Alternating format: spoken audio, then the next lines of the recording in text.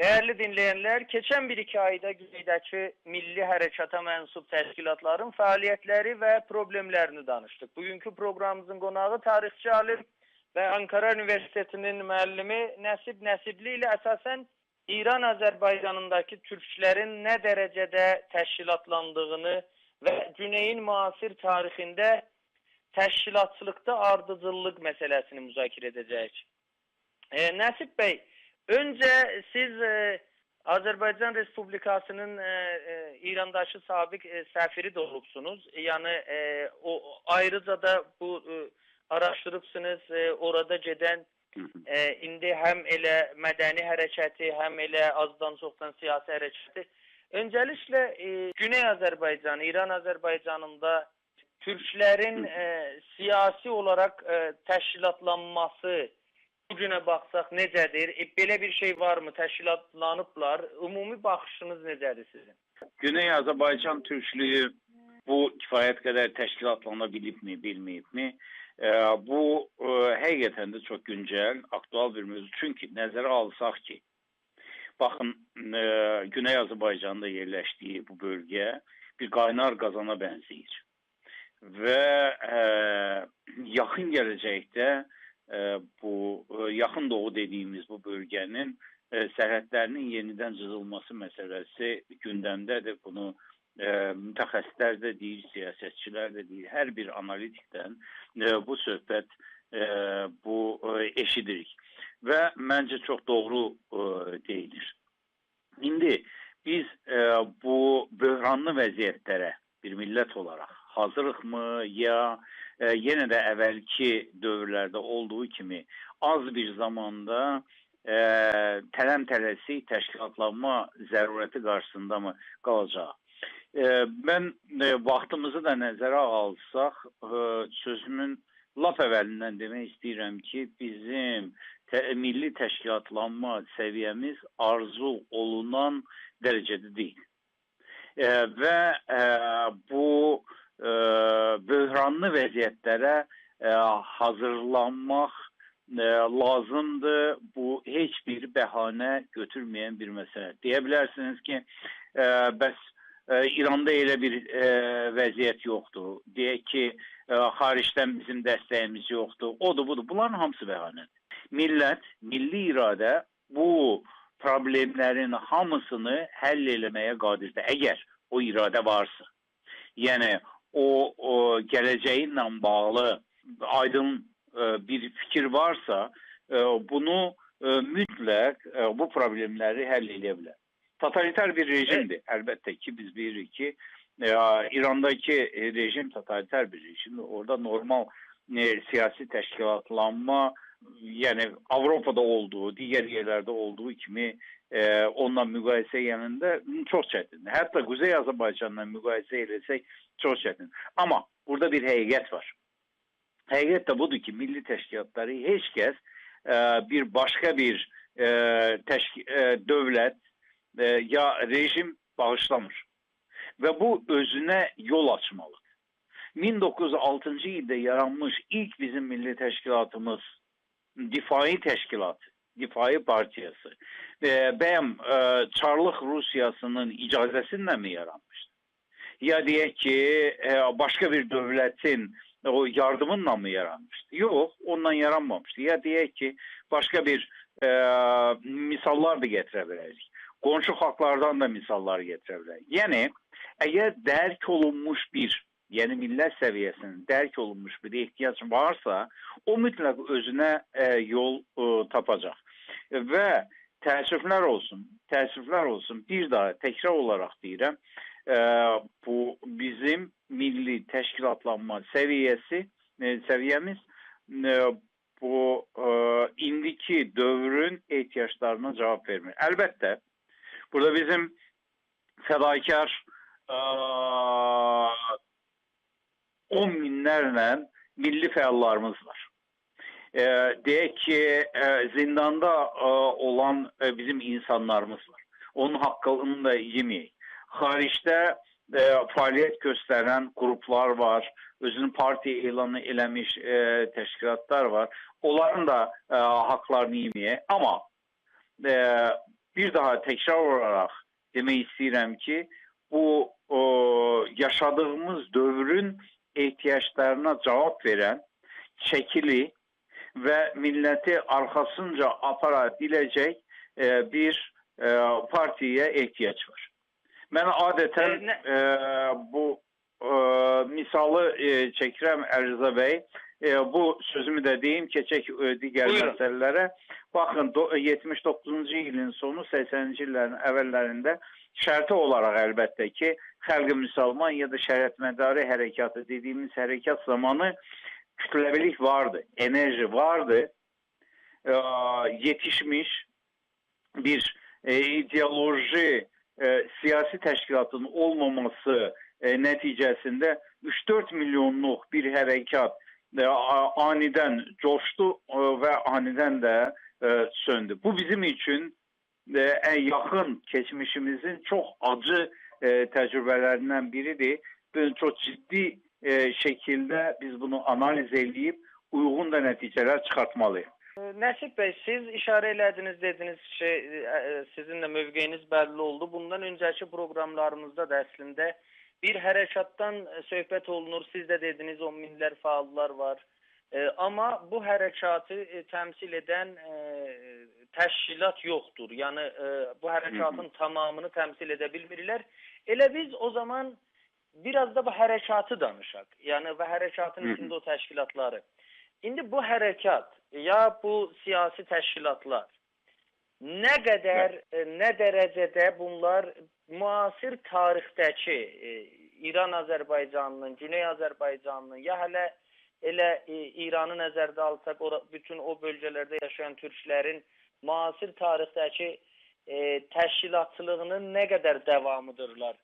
Siz bir ardıcıllıq görürsünüzmü, yoxsa daha çox bir qopuqluq var?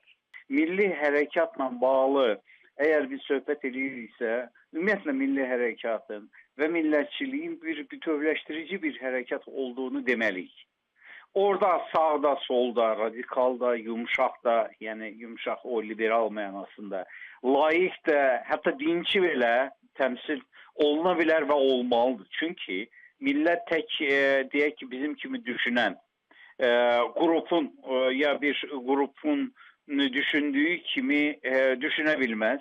Onun daxilində müxtəlif cərəyanlar var və müxtəlif o fikirlər, cərəyanlar öz əksini tapmalıdır. Və heç kəsin o inhisarında, heç bir qrupun, heç bir partiyanın da inhisarında ola bilməz. Nə qədər ki, deyək ki, bir demokratik bir seçimlə o partiyaların, qrupların ya şəxsiyyətlərin o çəkisi müəyyən olunmayıb, heç kəs bir millət, bir devlet iddiasında da olmamalıdır. Yəni bu keçmiş dövrlərdə bizim bu fədakar insanlarımızın bir yanlış meseleye bir yanaşması da var idi ki, bəziləri deyirdi ki, eğer biz bir millət isə və millət eğer təşkilatlanmaq istəyirsə, elə bir lider seçməlidir. Hərəkat gedişində lider də özünü tapacaq və əslinə qalanda onun ideolojisi də özünü tapacaq. İndi gələk Güney Azərbaycanda keçmişdə olan o milli təşkilatlarla bugünkü təşkilatlar arasındakı əlaqədən əlbəttə ki, üzü əlaqə var. Əlbəttə ki, bugünkü nəsil əski nəslinin həm müsbət, həm də mənfi o tərəflərindən doğub süzülüb gələn bir nəsildir. Və yaxşı olar ki, bizim milli fəallarımız bu bizim deməli o keçmiş nəslin və yaxud da nəsillərin, çünki bizim hərəkat bir nəslin deyil, bir neçə nəslin həyatı dövründə mövcud olmuş bir milli hərəkat. Yəni aşağı yuxarı rüşeym şəklində də olsa 100 ildən artıq bir tarixi olan bir hərəkat. Bu hərəkat baxmayaraq ki 1991'den sonra yeni bir mərhələyə daxil oldu. Deyək ki 2006'dan sonra yeni bir mərhələyə daxil oldu və onun ən böyük bu diqqəti cəlb eləyən o zirvə dövrlərindən birisi de 2006'dır deyək ki. Ama Biz bunu deyə bilmərik ki, bu elə dünən yarandı. 91-də yarandı, 2006-da yarandı və s. və ilə axırı. Və bir əlaqə də var. Təəssüflər olsun, Lütfen, 10 illərlə milli təşkilatlarımız deyil, İran təşkilatlarının tərkibində Azərbaycan Türkü özünü qurban vermiş və o təşkilatların tərkibində fəaliyyət göstərmiş. Buyurun. Sual buydu, deyirsiniz əlaqə var və bu əlaqəni elə milli hərəkatda onun fəalları da səsləndirirlər, siyasi təşkilatlar da səsləndirirlər. Amma bir gerçək var, o da budur ki, qonşu ölkələr və qonşu xalqlarda olduğuna baxmayaraq, İranda, İran-Azərbaycanında türklərin hər hansı bir uzun ömürlü, yəni indi mövcud təşkilatlara baxsaq, uzun ömürlü bir təşkilatı yoxdur. Burada buna siz en azından nisbi olarak bu siyasi muasir tarixdə təşkilatlanmada bir nisbi qopuqluq varmı? Haklısınız. Ben sizin sualınızdaki o ağrını, istirabı da başa düşürəm.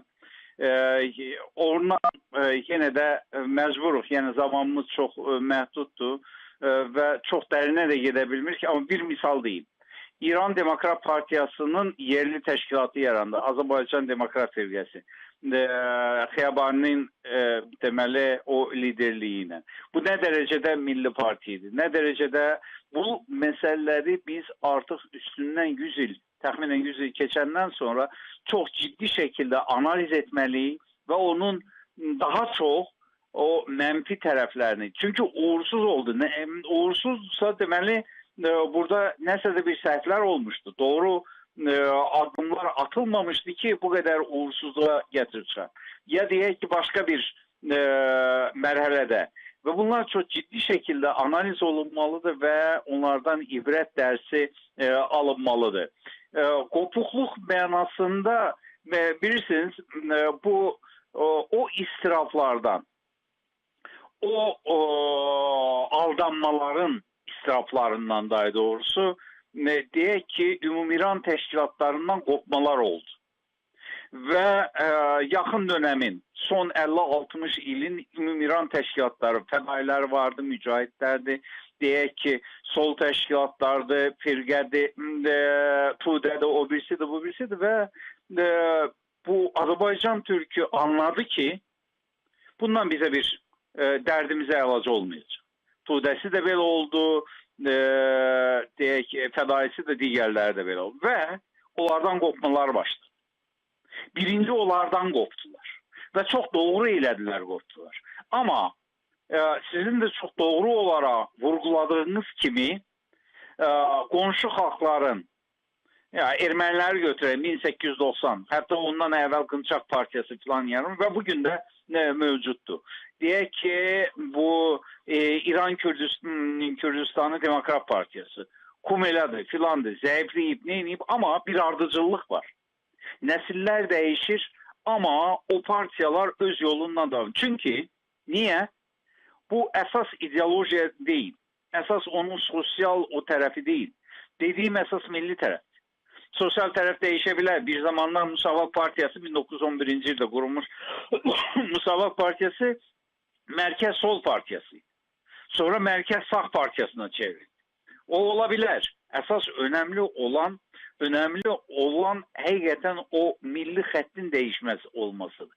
Və bu baxımdan biz hələ çox ciddi şəkildə bu siyasi partiyaları analiz edib doğru dürüst bir nəticələrə gəlməliyik. Və onu da deyim ki, bu ümumiyyətlə partiya niyə yaranır? Və partiyanın yaranması üçün iki şərt, çox önəmli şərt lazım. Birinci zəkadır.